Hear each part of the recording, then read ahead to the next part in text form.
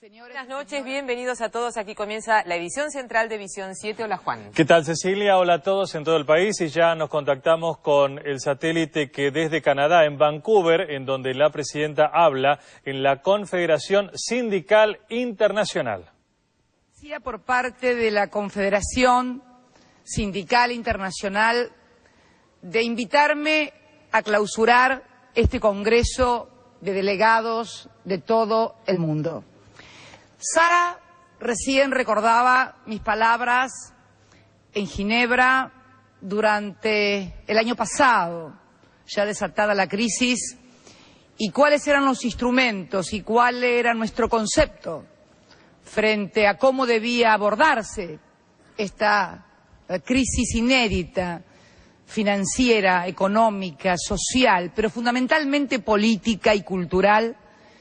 la más grande que se recuerde desde 1930. Y yo, hace unos instantes, recordaba también otro momento en Ginebra, que fui cuando conocí a Guy Ryder, y que fue cuando fui invitada a la convención anual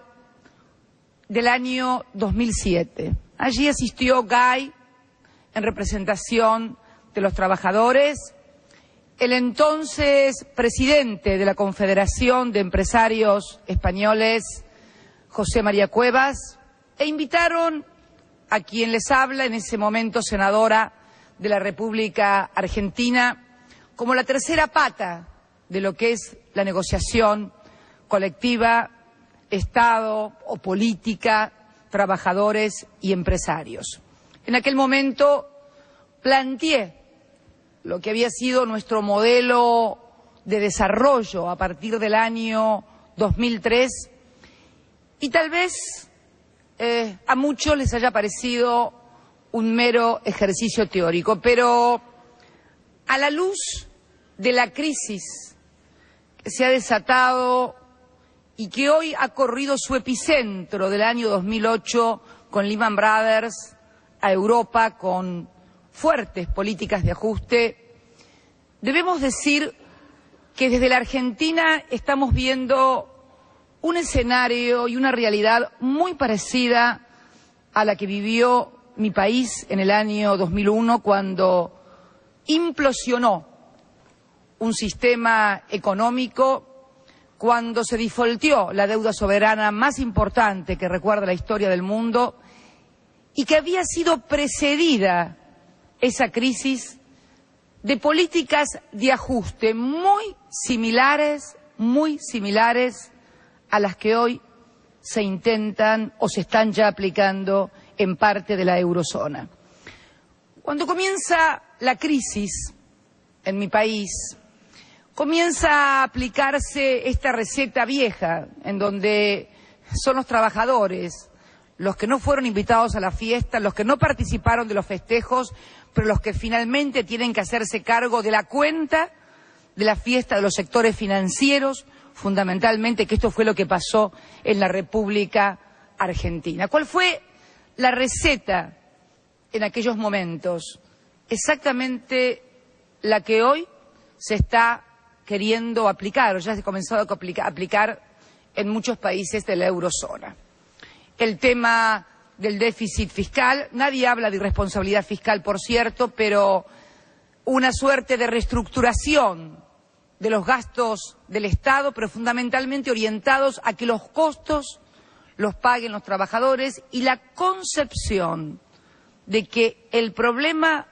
radica fundamentalmente por allí en los beneficios que tienen los trabajadores o los beneficiarios de los sistemas jubilatorios, a punto tal que se ensayaron reformas de flexibilización laboral, algunas realmente en un marco escandaloso de corrupción estatal, con sobornos que realmente todavía avergüenzan hoy a millones de argentinos, y luego,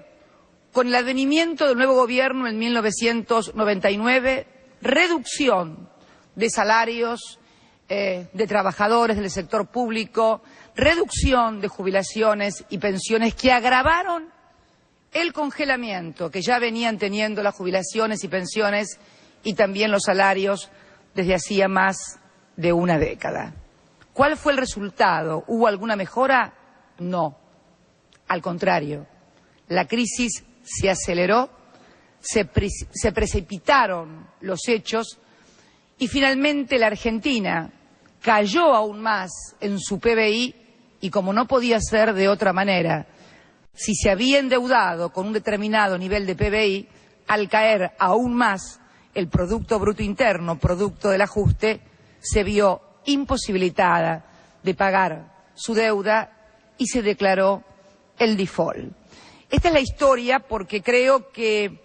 es un ejemplo que debieran tomar no solamente los países, sino fundamentalmente los organismos multilaterales de crédito y multilaterales políticos y también el G20 a la hora de adoptar soluciones y cómo abordar el problema. ¿Qué era lo que sosteníamos nosotros en el año 2003,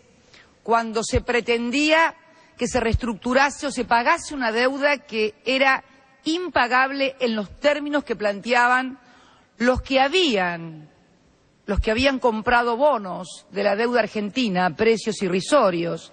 que habían obtenido rentas durante la década de los años 90, pingües en materia, por efecto de la convertibilidad, en materia financiera? ¿Y qué era lo que sosteníamos nosotros? Nosotros sostuvimos la necesidad, como lo hicimos finalmente, de reestructurar la deuda soberana del país, pero reestructurarla en base a las necesidades del país y en base a no hacer un ajuste que fuera pagado por los trabajadores y el consumo popular, porque sosteníamos precisamente que solamente un crecimiento y desarrollo del mercado interno, que un crecimiento del poder de consumo de los trabajadores, asalariados, pensionados y jubilados, iba a permitir generar un crecimiento del Producto Bruto Interno que finalmente permitiera hacer honor a los compromisos internacionales. El expresidente Kirchner, me acuerdo, sostuvo en varias oportunidades ante la Asamblea General de Naciones Unidas con motivo de las reuniones que se hacen anualmente en Nueva York, que ningún muerto paga sus deudas. Los únicos que pueden pagar sus deudas son los que están vivos. Y para poder vivir hay que tener trabajo, hay que tener salario, hay que tener seguridad, hay que tener salud, hay que tener educación. No se entiende, no suena razonable que si un país tiene un determinado nivel de endeudamiento, que es por cierto alto, con la relación entre PBI y deuda, si lo obligan a bajar su PBI y su crecimiento, pueda pagar un mayor nivel de endeudamiento. Suena absolutamente ilógico y esto era lo que nosotros sosteníamos en el año 2003 en una situación muy, pero muy similar a la que viven hoy numerosos países de la eurozona. Sosteníamos la necesidad, primero, de una presencia del Estado en materia de inversión y de gasto público que fomentara la demanda agregada, que siguiera dando infraestructura a la economía y que fundamentalmente también interviniera fuertemente, porque está comprobado que el mercado no es un buen asignador de recursos. El mercado puede producir recursos, pero la regulación de su asignación, su contralor y su vigilancia, sobre todo en el sector financiero, son responsabilidades ineludibles por parte del Estado. Y luego de 8 años exactamente, 25 de mayo del año 2003 a 25 de mayo del 2010, 7 años para ser más precisos, 7 años exactos, la Argentina, que había defaulteado la deuda soberana más importante en la historia del país, acaba este martes de reestructurar el 92,4% de la totalidad de esa deuda que había defaulteado. Quedaron prácticamente únicamente afuera los denominados fondos buitres, que son los especuladores que todos conocemos, y ha hecho honor